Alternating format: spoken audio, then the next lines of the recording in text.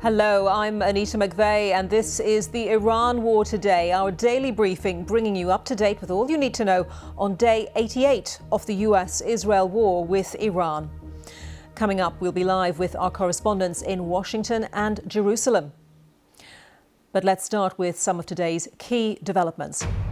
The US says its latest strikes in Iran were defensive, as America's top diplomat says he believes a deal is still possible.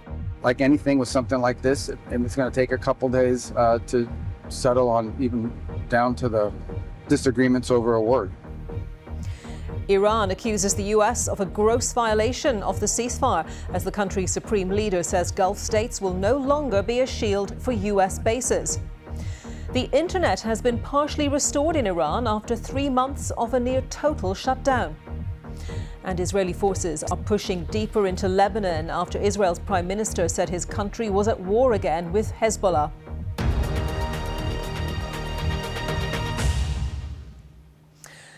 First today, the US military says its latest strikes on Iranian targets were defensive. Iran called them a violation of the current ceasefire and said it had a right to retaliate. All this as diplomatic moves continue to try to bring an end to the war. American military officials say the strikes were taken in self-defense and were designed to protect troops from threats posed by Iranian forces. They reportedly targeted an area near Bandar Abbas, a southern port city and home of an Iranian naval base that sits on the Strait of Hormuz. In a statement, Iran's foreign ministry condemned the attacks, calling them a blatant violation of the ceasefire, while the Iranian Revolutionary Guard warned it had the right to retaliate. Iranian state television carried comments attributed to the supreme leader, Mojtaba Khamenei, in which he warned that Gulf states will no longer be a safe haven for US bases. Khamenei has not been seen in public since succeeding his late father earlier this year. Well, following those US strikes, America's top diplomat, Secretary of State Marco Rubio, said a deal was still possible and pointed to talks between Iran's top negotiator and foreign minister and Qatar's prime minister. I think there's strong alignment and agreement on what a preliminary draft should look like.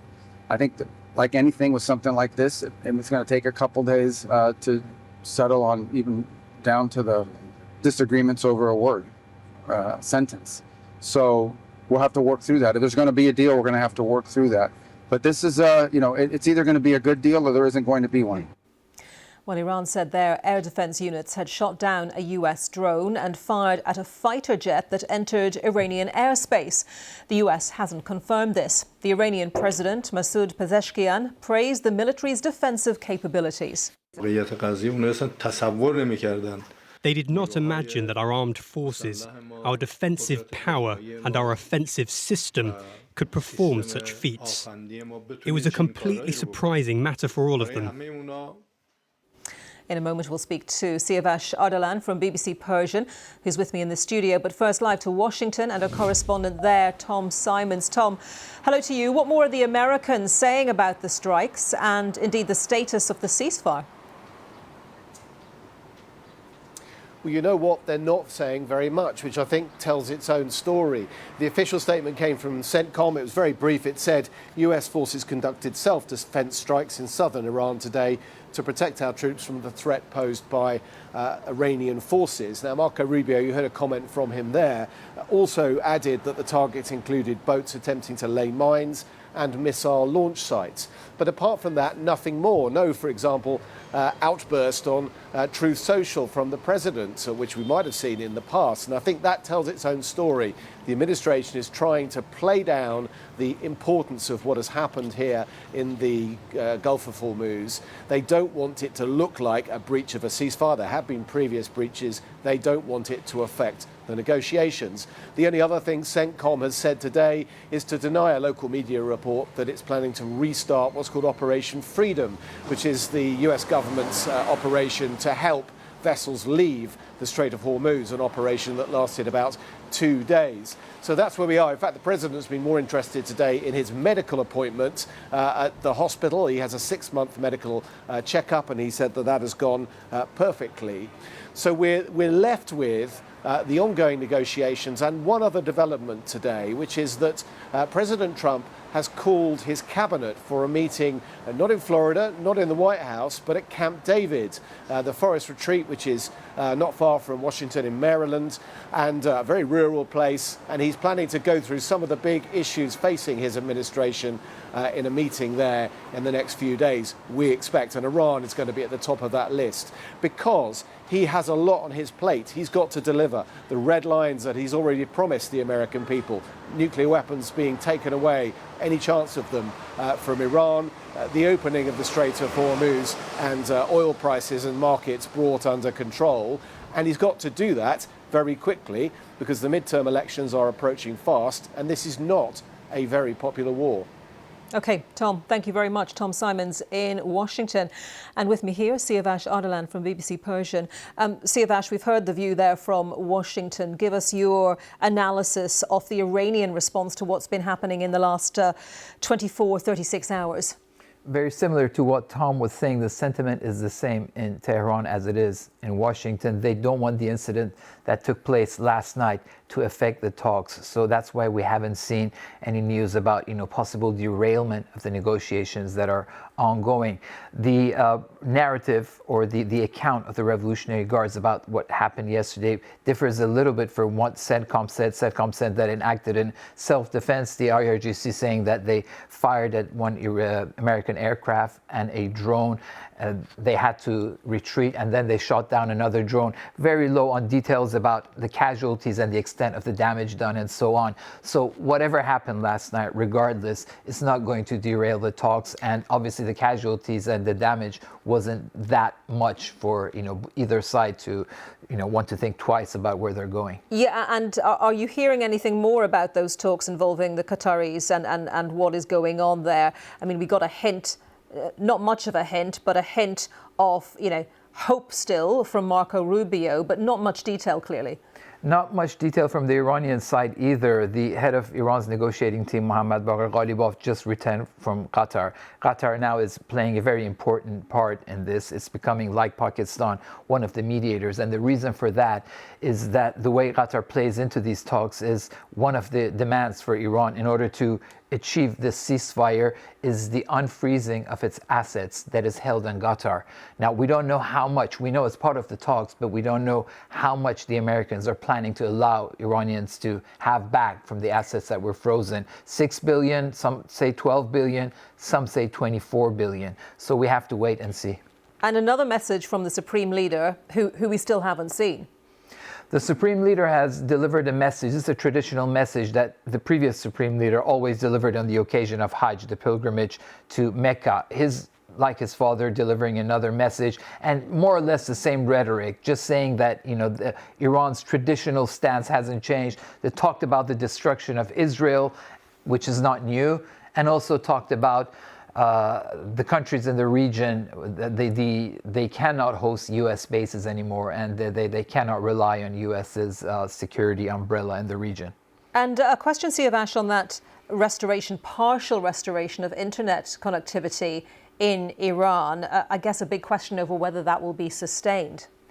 Well, it depends on what happens. If there's a resumption of hostilities, probably they'll have to shut it back down again. But that's the most important news for Iranians today. It's a very happy occasion. As you can imagine, after 88 days of not being connected to the internet, suddenly today they have this connection. I just posted something on X saying, Iranians, welcome back to the World Wide Web. And there was so much joy and happiness of a right that was taken from them for 88 days. And according to NetBlocks, relative connection is being restored. A lot of people are talking with their relatives, friends. There's a lot of communication back and forth. For the first time, people are managing to see each other through video calls.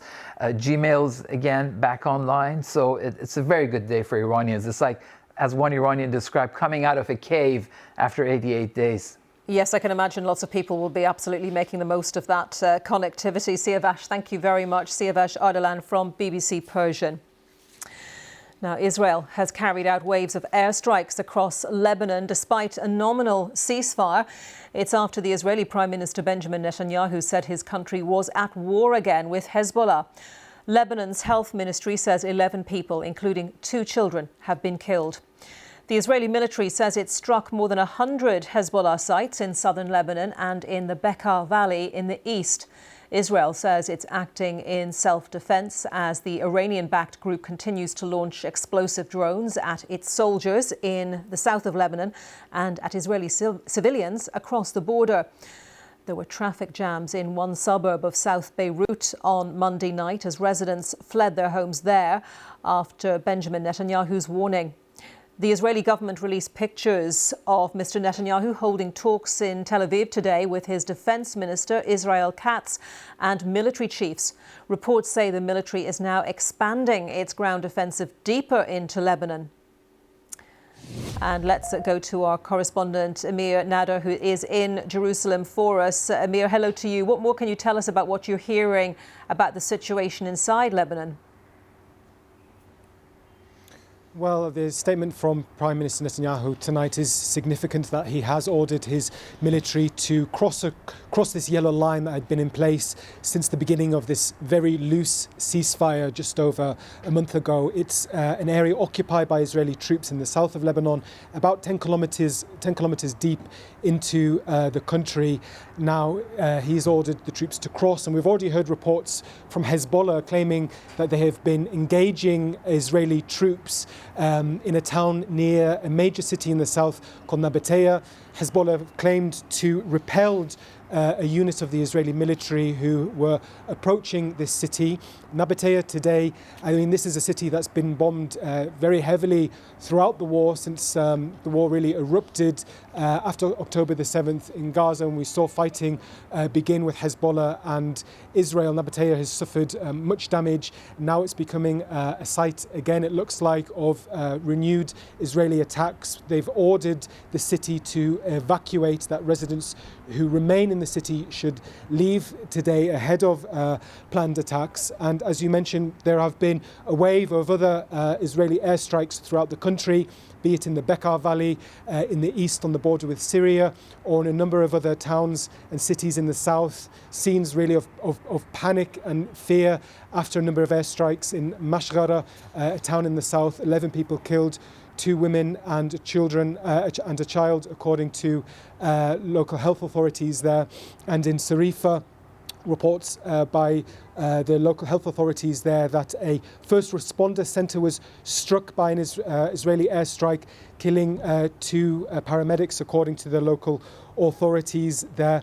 And then we've had this report in Israeli media, in its public broadcaster Kan, saying that the Israeli army has issued orders to mobilize reserve troops. So we're really getting the sense that the military is going to ramp up this ground operation, pushing into the south of Lebanon, as well as these increased airstrikes. So Emir, this ramping up of the Israeli ground operation, why is this happening now? It's a good question. It's widely held that Prime Minister Netanyahu is against the emerging Iran-US ceasefire deal. He wants to see further strikes on the Iranian regime.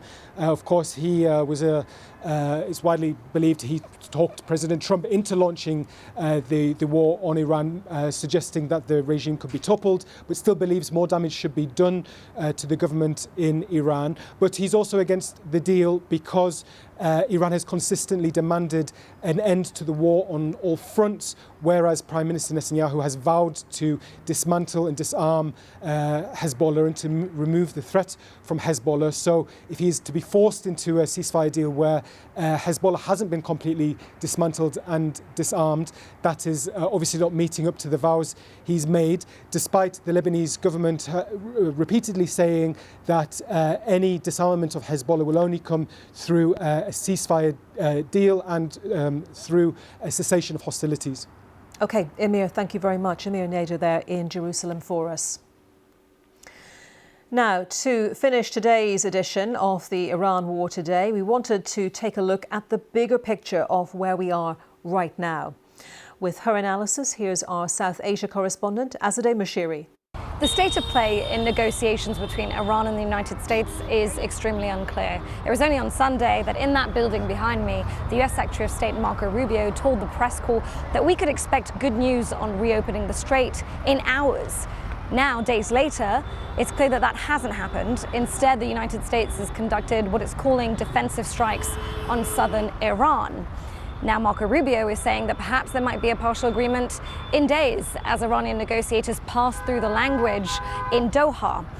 And then in parallel, the Israeli Prime Minister Benjamin Netanyahu has said that Israel will intensify strikes against Hezbollah in Lebanon. And it's worth remembering that Iranian officials see these two conflicts as deeply intertwined. So it's unclear how that will present any sort of delay. And as for a final peace deal, that has been kicked down the road, the priority being opening this vital shipping lane of the Strait of Hormuz that has triggered a global energy crisis. Azadeh Moshiri in Delhi. And with his assessment of what's happened over the last few days and where it leaves us, here's our international editor, Jeremy Bowen. We've been here before on numerous occasions. And, you know, it's this oscillation between Donald Trump issuing a very optimistic statement, more guarded statements from others. Then something happens to make it look less optimistic. And what we're lacking in this current cycle is some terrible threat from him, but maybe that'll come too. I mean, I think the fact is that there appears to have been progress on not an overall deal, but on this one-page memorandum of understanding where essentially they work out what it is they need to discuss over a period of at least 2 months following the signing of that. And they essentially managed to defer, therefore, a lot of harder issues.